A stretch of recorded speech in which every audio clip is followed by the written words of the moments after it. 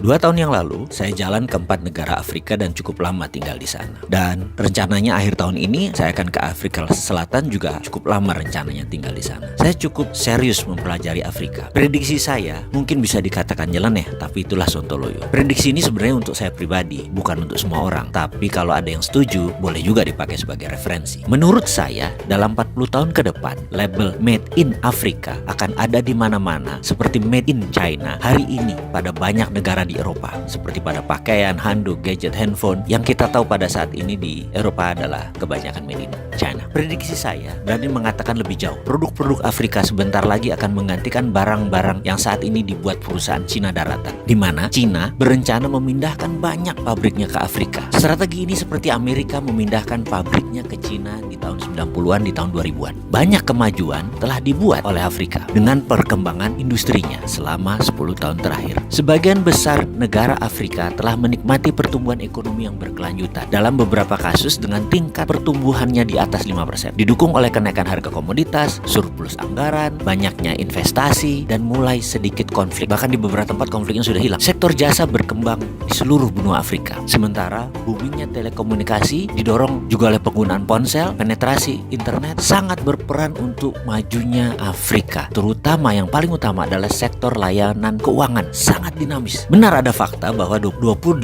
negara termiskin di dunia berada di Afrika. Setengah dari penduduknya hidup dalam kemiskinan tanpa akses hak asasi manusia dasar seperti makanan, air bersih, dan perumahan. Sementara 2 dari 5 orang di Afrika masih buta huruf. Pertumbuhan ekonomi produk domestik bruto per kapitanya hanya 1.770, sekitar seperempat dari negara Asia. Transformasi berkelanjutan membutuhkan pendekatan baru yang radikal. Itulah idenya Cina membangun Afrika. Tentunya untuk kepentingan Cina. Sudah ada 23 negara yang diikat dengan One Belt One Road-nya China. Mengapa Cina membangun Afrika? Cina meniru persis apa cara Amerika menyedot aset nasional Cina, yaitu tenaga kerja terampil di tahun 90-an. Namun strategi Cina di Afrika lebih sakti lagi karena strategi pendanaan obornya bisa mengikat sebuah negara dalam jangka panjang. Amerika kala itu lupa mengikat, jadi lepaslah Cina. Dan Cina tidak akan lakukan itu di Afrika. Cina akan lebih dalam memegang Afrika. Bagaimana cara Cina membangun Afrika? Manufaktur Afrika akan menjadi kunci keberhasilan Afrika. Bahan setengah jadi dikirim dari China, lalu dibuat bahan jadi oleh Afrika dan dikirim ke pasar Eropa. Dalam 5 tahun ini, strategi Cina di Afrika mulai menunjukkan hasilnya. Sektor manufaktur mulai tumbuh 9%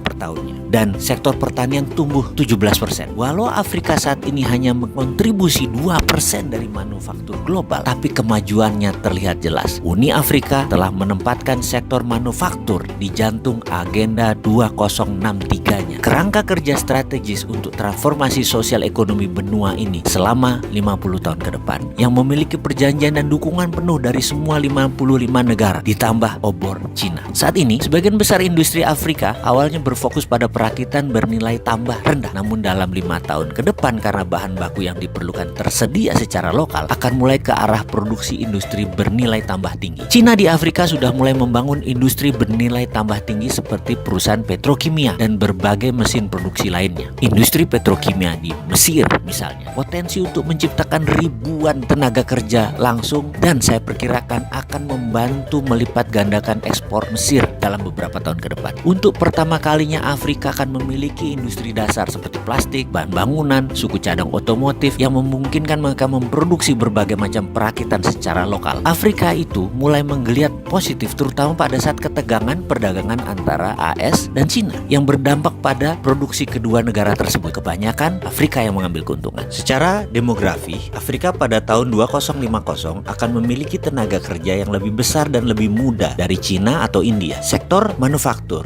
dikembangkan Made in Afrika akan mencapai Eropa lebih cepat karena terjauh jaraknya hanya 10 hari dari Eropa melalui laut. Jika diproduksi di Cina akan memakan waktu perjalanan lebih dari 40 hari untuk barang tiba. Cina dirugikan sejak awal karena jarak. Karena itu Cina serius membangun Afrika untuk berdagang. Kalau Indonesia, kemana grand plan-nya? Maaf nih ya, menanya.